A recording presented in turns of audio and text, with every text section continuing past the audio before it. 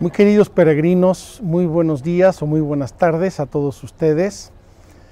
Ayer estuvimos en Betel, casa de Dios, en la roca de Jacob. Y hoy comenzamos nuestra visita y vamos a realizar toda nuestra visita en un lugar muy especial. Vamos a realizar esta visita en 3 tiempos, si me permiten. En primer lugar, quiero referirles 2 hechos de los Hechos de los Apóstoles. En segundo lugar, voy a explicarles la catequesis. Y en tercer lugar, vamos a visitar brevemente este lugar maravilloso que es el Monte Sión.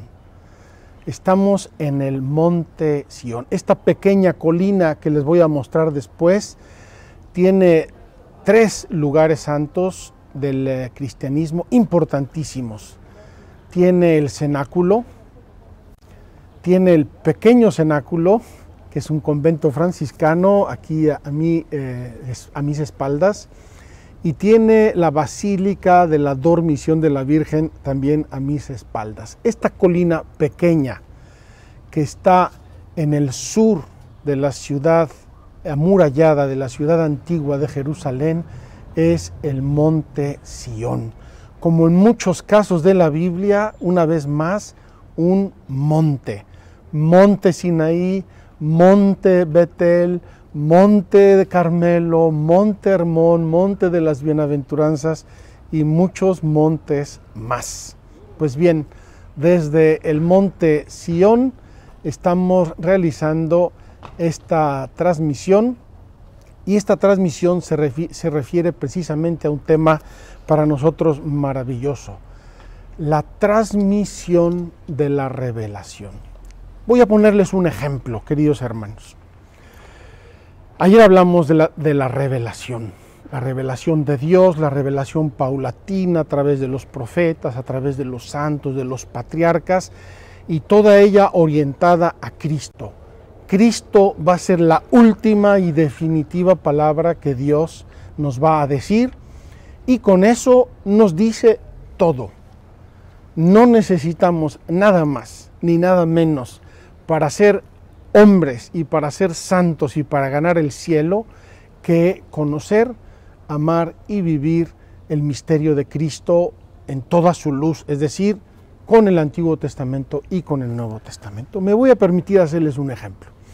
El Antiguo Testamento es un río o 2 ríos que confluyen en un río más grande y finalmente hacen una presa. Esa presa se va llenando poco a poco, pero le falta muchísima agua para llenarse del todo. Y Dios va a mandar una lluvia torrencial y la presa se va a llenar completamente y va a quedar llena para siempre. El Antiguo Testamento son estos arroyos, estos riachuelos que van confluyendo en uno solo y que empiezan a llenar la presa. Y esta lluvia torrencial es el misterio de Cristo con la cual la presa se va a llenar. Está llena, está colma, está perfecta, está satisfecha. La revelación de Dios con Cristo de una vez para siempre. Se completó la revelación de Dios en Cristo Jesús. Queridos hermanos, ¿qué hace Cristo?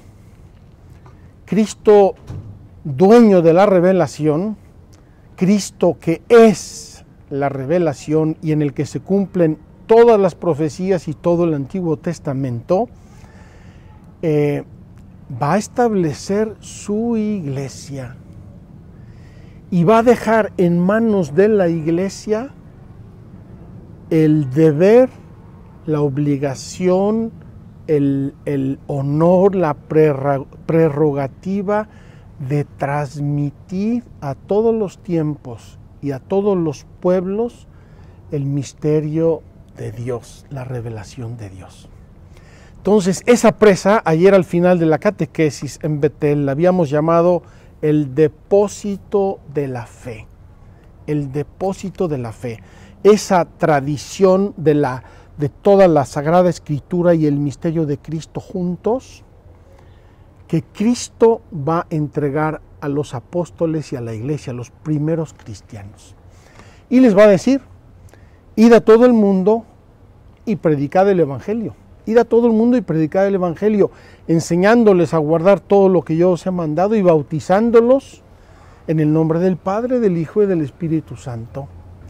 Queridos hermanos, es aquí donde entra la tradición de la iglesia. Es aquí donde entran otros elementos que luego vamos a explicar. Pero aquí en el Monte Sión ocurrieron dos episodios de los Hechos de los Apóstoles a los cuales me quiero referir ahora como conexión entre la revelación y la iglesia y el misterio de la iglesia. Dice así los Hechos de los Apóstoles en el capítulo 2, después de Pentecostés, que ocurrió aquí a 100 metros, 50 metros de donde estamos sentados. Dice así los Hechos de los Apóstoles en el capítulo 2. Después de Pentecostés, el mismo día, pero después de que bajaron las lenguas de fuego, Pedro va a dirigir un gran discurso a la gente. Lo voy a leer brevemente.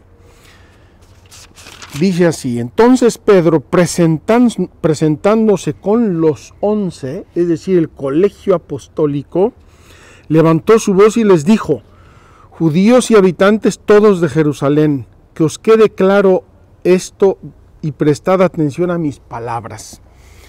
No están estos borrachos como vosotros suponéis, pues es la hora tercia del día, son las 9 de la mañana, sino que es lo que dijo el profeta. Y miren qué hace Pedro. Pedro comienza a tejer una serie de textos de la Biblia, es decir, comienza a entender y a proclamar pasajes del Antiguo Testamento a la luz del misterio de Cristo.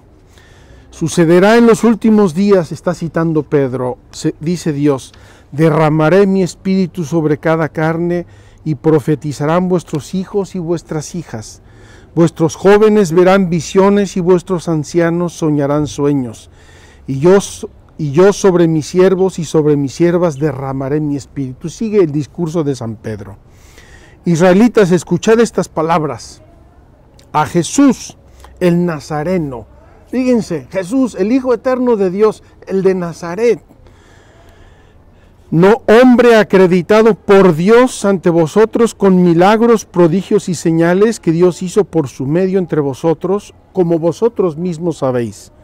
A este que fue entregado según el determinado designio. Pedro ya entendió que era un plan de Dios, la pasión de Cristo. Y previo conocimiento de Dios, vosotros le matasteis clavándole en la cruz por mano de los impíos. A este pues, Dios le resucitó liberándole de los dolores del Hades, pues no era posible que quedase bajo su dominio. Porque dice de él David, aquí va a citar otra vez la Sagrada Escritura, ahora al rey David. Veía constantemente al Señor delante de mí, puesto que está a mi derecha para que no vacile. Por eso se ha alegrado mi corazón y se ha alborozado mi lengua, etc. Sigue citando a David. Y sigue Pedro. Hermanos, permitidme que os diga con toda libertad cómo el patriarca David murió y fue sepultado y su tumba permanece entre nosotros hasta el presente. Y la vamos a ver. La tumba de David está aquí a 100 metros. Pero como él era profeta y sabía que Dios, él le había asegurado con juramento que se sentaría en su trono un descendiente de su sangre. Vio a lo lejos y habló de la resurrección de Cristo, que ni fue abandonado en el Hades, ni su carne experimentó la corrupción. Iba a concluir Pedro. A este Jesús Dios lo resucitó, de lo cual todos nosotros somos testigos. Palabra importantísima. Nosotros somos los testigos de la resurrección. Es decir, somos testigos del sello que Dios puso en su Hijo Jesucristo cumplimiento de todas las Escrituras. A este Jesús Dios lo resucitó, de lo cual todos nosotros somos testigos, y exaltado a la diestra de Dios, ha recibido del Padre el Espíritu prometido, y ha derramado lo que vosotros veis y oís. Pues David no subió a los cielos, y sin embargo dice: dijo el Señor a mi Señor, siéntate a mi derecha, hasta que ponga a tus enemigos por escabel de tus pies. Concluye San Pedro: sepa pues con certeza toda la casa de Israel. Ayer hablamos de Jacob y sus hijos, la casa de Israel. Sepa pues con certeza toda la casa de Israel que Dios ha constituido Señor y Cristo a este Jesús a quien vosotros habéis crucificado. El pueblo se conmueve, se estremece al escuchar esto y dice: ¿qué tenemos que hacer? Y dice: convertíos y dejaos bautizar. Este pasaje termina diciendo: los que acogieron su palabra y fueron bautizados aquel día eran unas 3,000 almas. Queridos hermanos, en este lugar importantísimo que es el Monte de Sión, yo he querido venir a hacer esta catequesis por una razón. Aquí tuvo su sede, si me permiten la expresión, su sede, el primer obispo del mundo, que fue el apóstol Santiago. Jerusalén es la primera diócesis, entre comillas, y sin comillas también, y Santiago va a ser su primer obispo. Aquí comienza de algún modo la tradición de la iglesia. Está Pedro, están los 11, aquí vive Santiago, aquí se van a repetir muchos acontecimientos. Voy a pasar ahora al capítulo 15, porque voy a citar otro hecho que ocurrió aquí muchos años más tarde, unos 15, 18 años más tarde. Queridos hermanos, en el capítulo 15 de los Hechos se refiere las controversias que surgen en Antioquía. Controversias, es decir, problemas, discusiones. Y en este caso surgen porque los cristianos de origen judío querían que los cristianos de origen pagano se circuncidaran como ellos y observaran la ley de Moisés. Fíjense que el problema era bien serio. Los nuevos cristianos, los cristianos, eran una especie de judíos con agua bendita, o era otra realidad diversa y nueva y original. Entonces, los que venían del judaísmo querían que se circuncidaran y observaran las leyes de Moisés. Y Pablo y sus seguidores, que habían predicado entre los paganos, decían: no, ¿por qué se van a circuncidar si estos no son judíos? Y así surge lo que se llama el Concilio de Jerusalén. Vienen Pablo y Bernabé, se reúnen con los apóstoles aquí y tienen, por así decir, el primer concilio, la primera asamblea, y discuten qué vamos a hacer con este tema. Y en este capítulo 15 hay dos discursos, uno de Pedro, cabeza de toda la iglesia, y uno de Santiago, el primer obispo de Jerusalén. Cada uno pone sus puntos de vista y acuerdan lo siguiente. Fíjense qué hermoso. Hacen una carta para que la lleven Pablo y Bernabé a todos los hermanos que vienen de la gentilidad. Y dice esto la carta: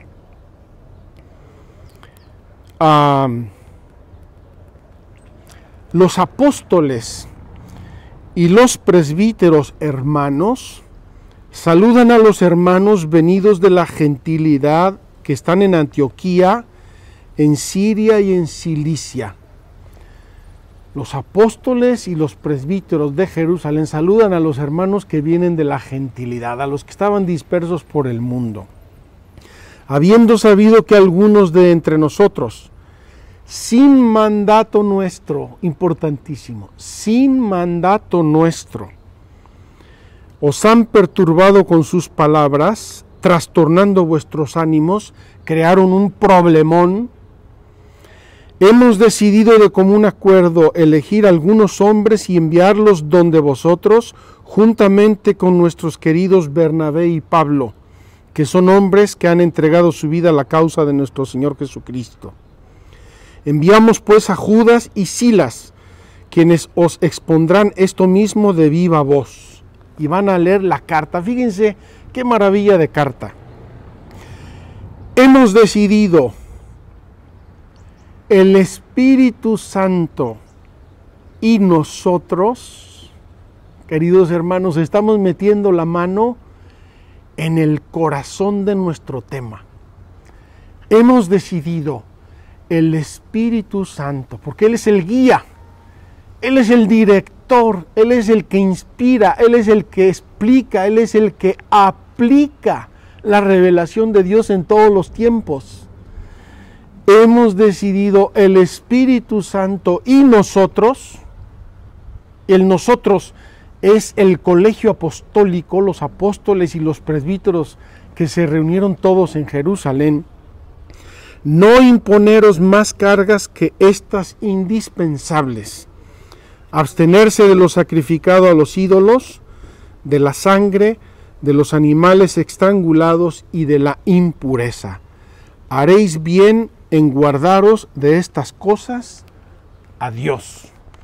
Queridos hermanos, 4 líneas, 4 breves líneas que tienen en germen los elementos esenciales que Cristo va a dar a la iglesia para que transmita el regalo de la revelación divina a todos los pueblos y a todos los tiempos. Vamos pues ahora a hablar de estos elementos que le encomendó Cristo a la iglesia y de estos recursos con que Cristo regaló a su iglesia para que transmita la revelación divina a todos los pueblos y a todos los tiempos sin desvirtuarla. Esto es lo importante, sin desvirtuarla. Vamos a analizar pues estos elementos. Y aquí pasamos al Catecismo de la Iglesia Católica, queridos amigos, en los números 74 a 100. Permítanme ponerme mis gafas, que aunque son horribles, son muy prácticas. Felipe, sosténme esto, por favor.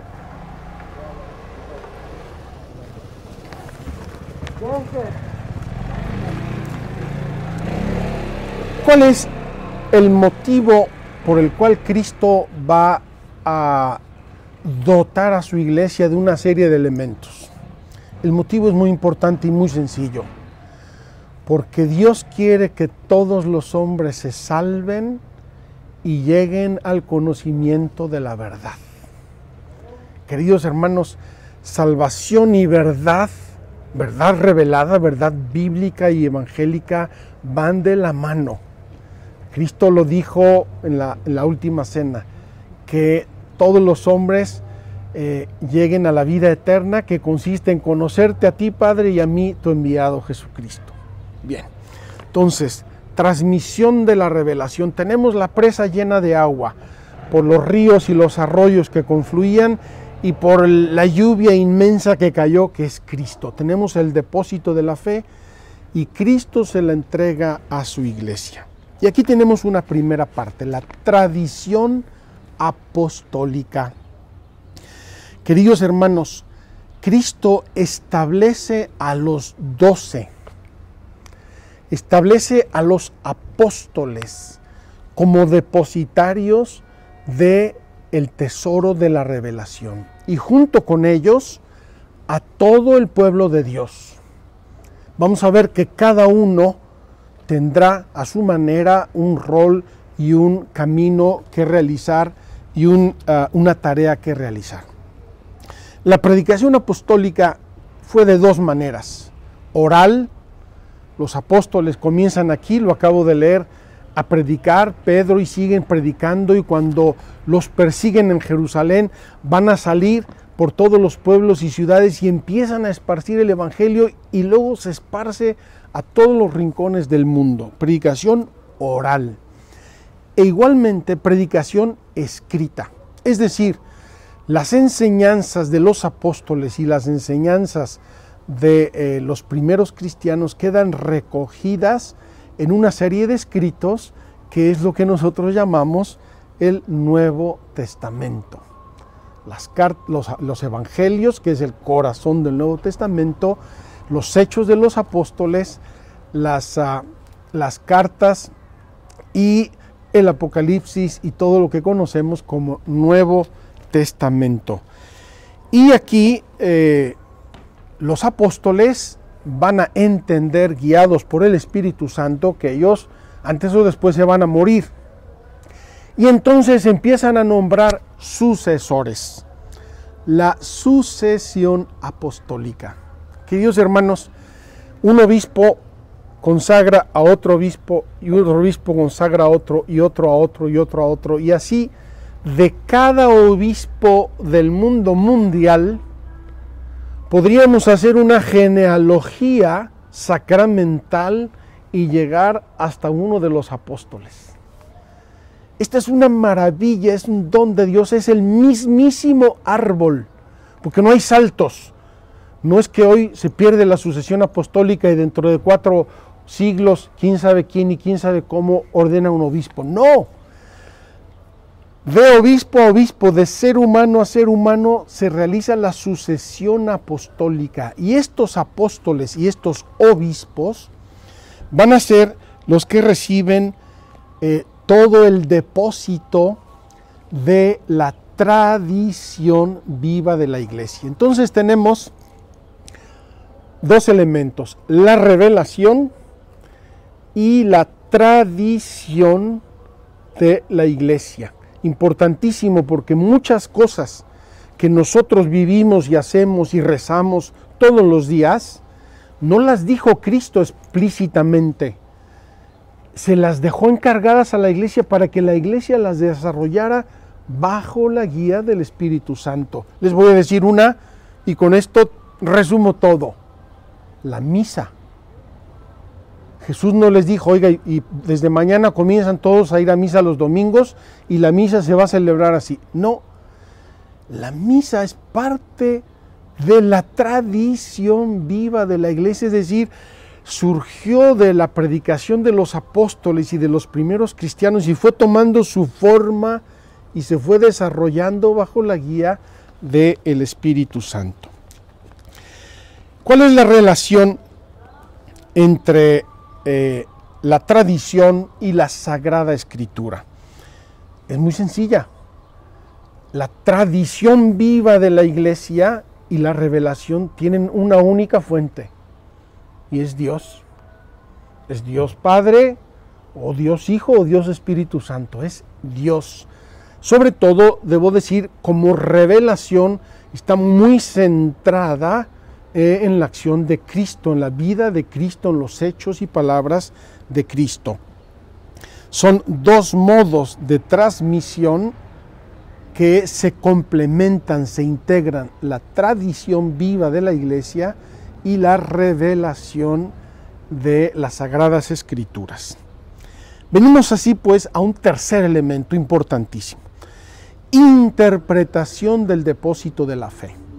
Queridos hermanos, lo que dijeron los apóstoles y lo que dijo Cristo y lo que el Espíritu Santo les inspiró hace 2000 años sigue siendo válido hoy, pero tiene que interpretarse y aplicarse al mundo de hoy y al de hace 200 años y el de hace 500 y el de hace 1000 y el de hace 1500 y al de los próximos 2000 años, sin desvirtuarse.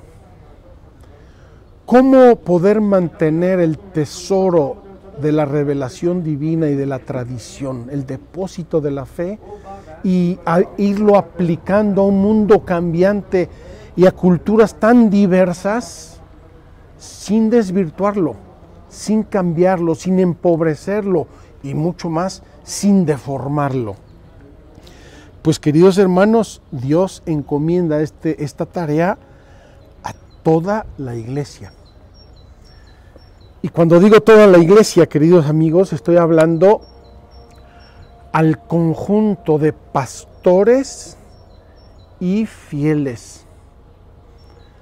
Cuando digo pastores, digo especialmente todos los obispos en comunión con el vicario de Cristo, juntos, es el magisterio de la iglesia, ahora lo voy a explicar, y los fieles. Las cosas que cree toda la iglesia son garantía de que se va aplicando bien y se va interpretando bien la revelación divina en todos los tiempos. Y aquí, repito, esta interpretación justa del depósito de la fe en todos los tiempos y lugares está confiado a toda la iglesia. Los pastores, ¿cómo? Muy sencillo. Los obispos, todos los obispos, en comunión con el Papa, forman lo que se llama el magisterio de la iglesia. ¿De dónde viene magisterio? De magistro, magister. Magister en latín significa maestro, son los que enseñan. Los obispos, todo el colegio apostólico, todos los obispos juntos con el Papa a la cabeza en comunión, son el magisterio de la iglesia. Y tienen asegurada la acción del Espíritu Santo para no errar en las materias propias de la fe y de la revelación. Un obispo puede hacer una equivocación en una inversión, ¿verdad? Si compra una casa y le sale mal. Ahí no está garantizado el Espíritu Santo. Pero cuando los obispos están en comunión con el Papa y enseñan las materias de la fe, ahí tienen asegurado la acción del Espíritu Santo. Y es el magisterio de la iglesia. Este magisterio es habitual, es normal, es ordinario. O puede ser también un magisterio extraordinario, que es lo que llamamos la definición de los dogmas. Es cuando hay una verdad, digamos, en el aire y los obispos en comunión con el Papa dicen: esto hay que hacerlo vinculante, es decir, esto lo tenemos que creer todos los cristianos porque es la fe, es parte del depósito de la fe. Uno de los últimos dogmas definidos por la Iglesia, el 1 de noviembre del año 1950, fue el dogma de la asunción de la Santísima Virgen a los cielos. Y aquí tenemos, queridos hermanos, la Basílica de la Dormición, una basílica que custodia una de las tradiciones sobre el final de la vida de la Virgen. La Virgen fue llevada en cuerpo y alma a la gloria celeste. Es un dogma definido por el Papa en el año 1950. Pero el Papa con los obispos llegan a definir eso vinculante, eso es verdad absoluta de la fe, pero ya se venía hablando de esto en la iglesia, ya se venía hablando en los padres de la iglesia, los obispos, teólogos, ya venían hablando hasta que se llega a un consenso, y así se define un dogma. Obviamente, entre las verdades de la fe hay una jerarquía. No todo lo que nos dice la fe tiene la misma importancia, hay verdades más importantes y menos importantes, y así las van exponiendo los pastores. Y están los fieles. Los fieles, queridos amigos, entre los fieles hay de todo: almas consagradas, misioneros, religiosos, catequistas, laicos sencillos, jóvenes, adultos, teólogos, hay un poco de todos. Y estos formamos el pueblo de Dios, los fieles. Y los fieles tienen también una acción del Espíritu Santo, que es lo que se llama el sensus fidei. Los fieles tienen un olfato para percibir cuándo las cosas están de acuerdo a la fe y cuándo no. Tengo que decirles con mucha confianza que a mí me ha pasado muchas veces que alguna persona me llama o me escribe y me dice: oiga, padre, el domingo el padre dijo esto y me sonó medio raro. No lo entendí, no sé exactamente qué quiso decir. Bueno, esto puede pasar a una persona cualquier día por cualquier motivo, pero cuando esto se da entre los fieles así de modo bastante generalizado, está el Espíritu Santo trabajando a través de los fieles cristianos en el sensus fidei, el sentido de la fe. Queridos hermanos, este sentido de la fe del pueblo cristiano, juntamente con el magisterio de la Iglesia, es decir, los pastores, los obispos, el Papa y los fieles, en su conjunto tienen lo que se llama la infalibilidad en materia de fe. ¿Por qué? Porque no pueden errar. Y se refiere no a 4 fieles ni a 2 parroquias. El común de los fieles, en comunión con los pastores y con el Papa, no se equivocan en materia de fe y de costumbres. ¿Por qué? Porque el Espíritu Santo los va guiando. Y así podemos ver incluso en nuestros tiempos, queridos amigos, que se han metido costumbres un poco raras y la gente las soporta un poco de mala gana, porque esto no está bien. Tenemos la sensación todos de que hay algo en este comportamiento, en aquel, en una moda, en un modo de ser, en un modo de expresarse, que algo nos dice que no está bien. Antiguamente, esta unión entre los pastores y los fieles se expresaba con 2 términos que venían del latín: la iglesia docente, del latín doceo, enseñar, la iglesia docente, y la iglesia discente, que viene de disco, aprender, disco, discípulo, viene de ahí, de disco, discípulo. Entonces, docente y discente, la que enseña y la que aprende.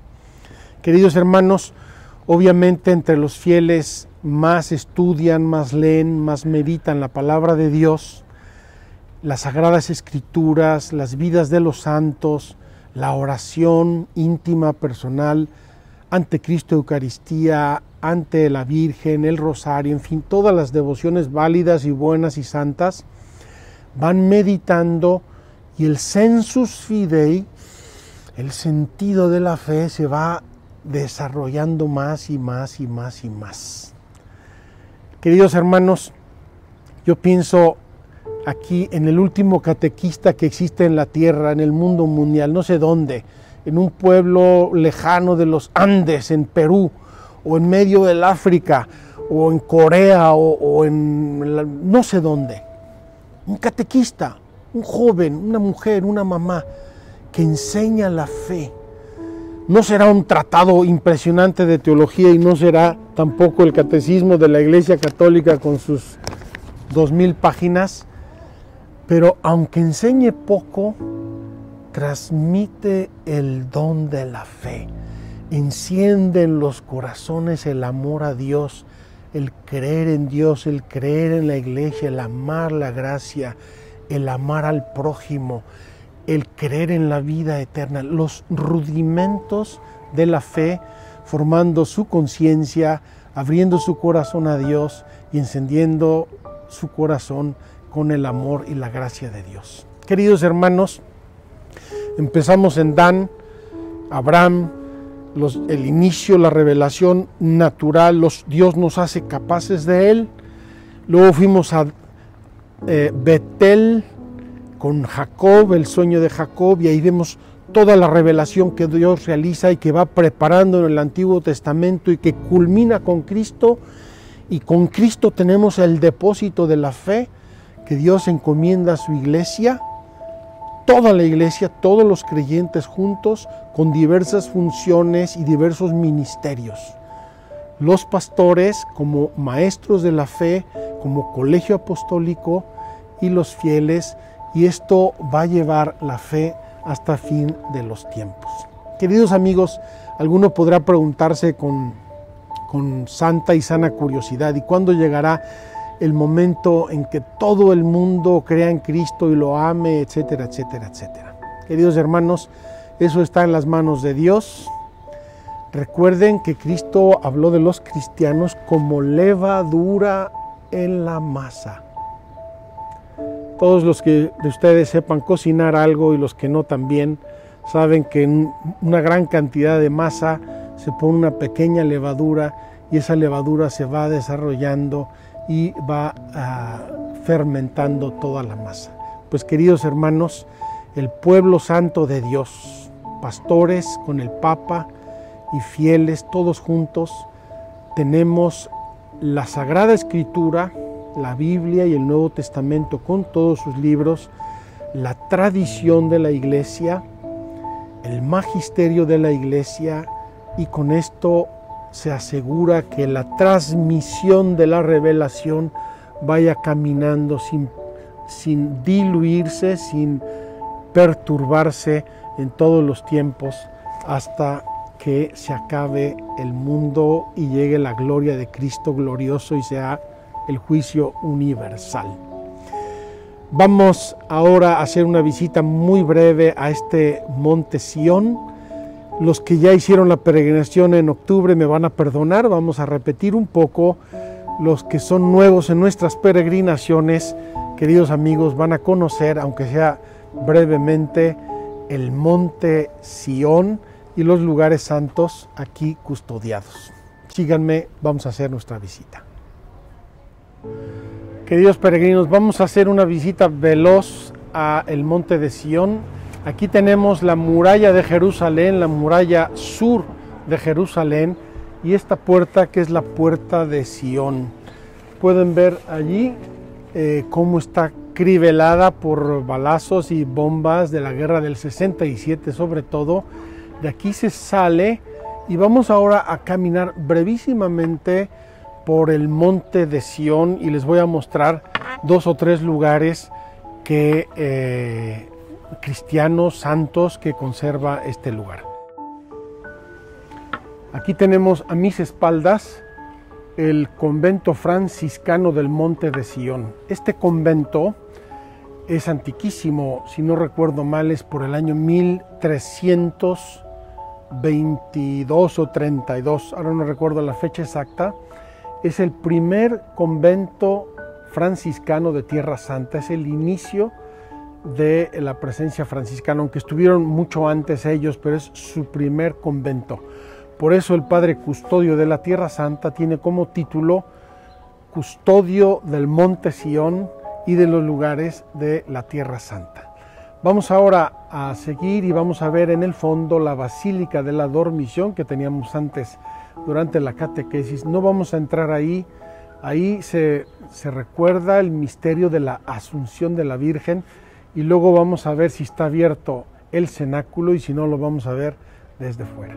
Vengan conmigo.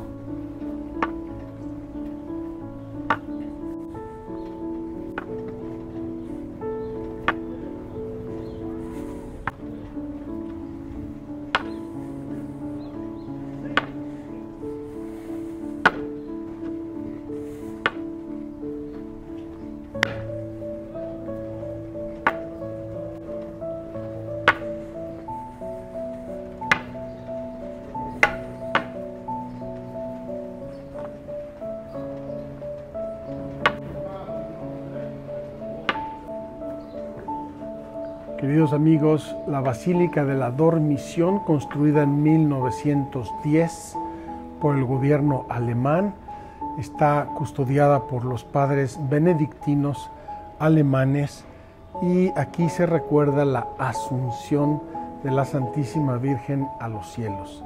Esta basílica, junto con el edificio del cenáculo en la antigüedad bizantina, fueron una de las grandes basílicas construidas nada más y nada menos que por la emperatriz Santa Elena, una basílica constantiniana en torno al año 330-325. Vamos al cenáculo.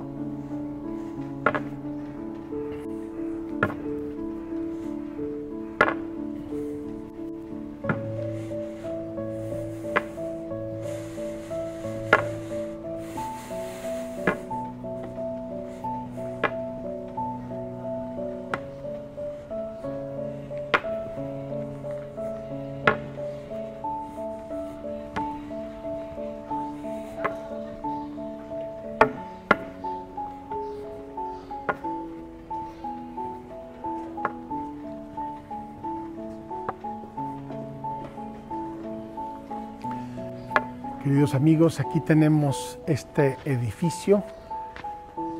Ahí tienen en la parte alta, segundo piso, como refiere el Evangelio, el cenáculo, uno de los lugares más santos del cristianismo y una casa que seguramente fue la primera sede de la Iglesia Católica del cristianismo después de Pentecostés. Una tradición dice que esta casa era de la mamá de Marcos, el evangelista, y al parecer después de Pentecostés, al inicio del cristianismo, aquí tuvo su sede nada más y nada menos que Santiago, el primer obispo de Jerusalén, mandado a asesinar por Herodes unos años más tarde de la vida de Cristo. Y aquí se reunían, aquí vino Pedro cuando lo liberaron de la cárcel, aquí se tuvo el famoso concilio de Jerusalén, y en el Evangelio tenemos muchas cosas. La última cena con toda su riqueza y todo su significado, las apariciones de Cristo resucitado a los apóstoles y luego Pentecostés, uno de los lugares más maravillosos del cristianismo y donde comenzó la tradición viva de la Iglesia y de donde el colegio apostólico salió a dispersar el Evangelio por todo el mundo. Lamentablemente está cerrado, vamos a compartirles unas imágenes de nuestro archivo.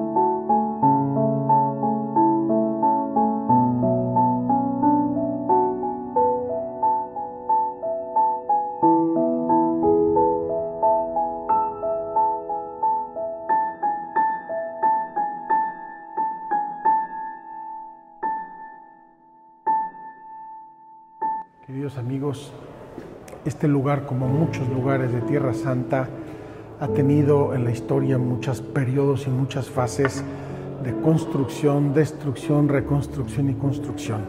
Y aquí pueden ustedes notar estas grandes piedras, entre otras esta, que tiene algunas cruces del periodo de los cruzados, que dan testimonio de la originalidad del lugar y de las construcciones que hubo a partir del inicio del siglo IV y antes la así llamada casa de Marcos y de su familia.